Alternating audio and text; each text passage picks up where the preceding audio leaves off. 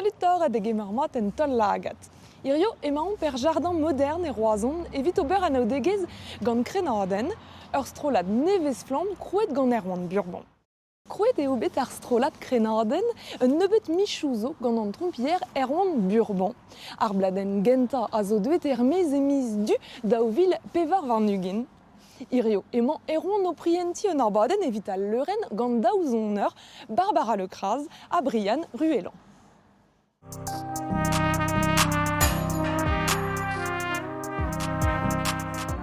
Krenaden, setu an anno neus roet erwan burban de raktres neve.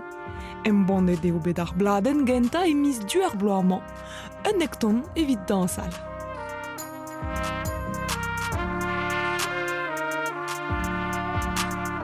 Tout ar raktres ar bladen a zo troet do ar zu an dansou, pep dans, en energiez adrestol a mood vel arret e saozneg da rede an penons vezer fromet gant un dans, pep dans e fez noz neus ur zantimant un doare disinvel, quoi.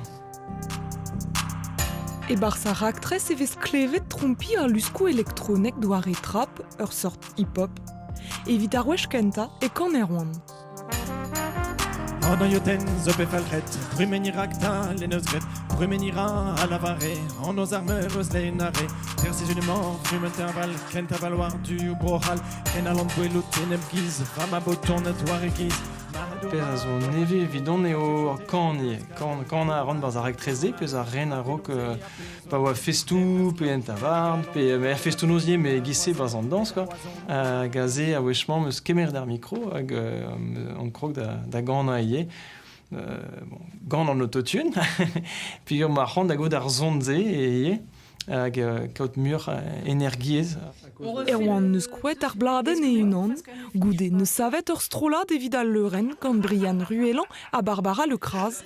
Pleustri a reont bremañ evit seni er festounoz. C'est bon pour vous, les gars? Ouais. Allez.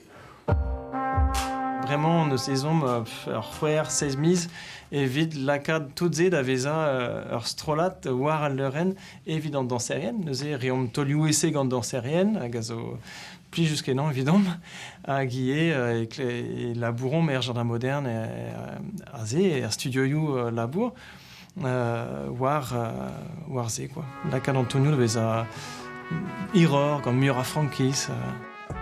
Degemere de oubed matre a raktres evit poen, a daleg an an, e vo posub gwelout krenaden war al leurenou. La brazen, poen e rue, me devis ma rapoten, hag e fourre ma fusul, dispak comme zabren.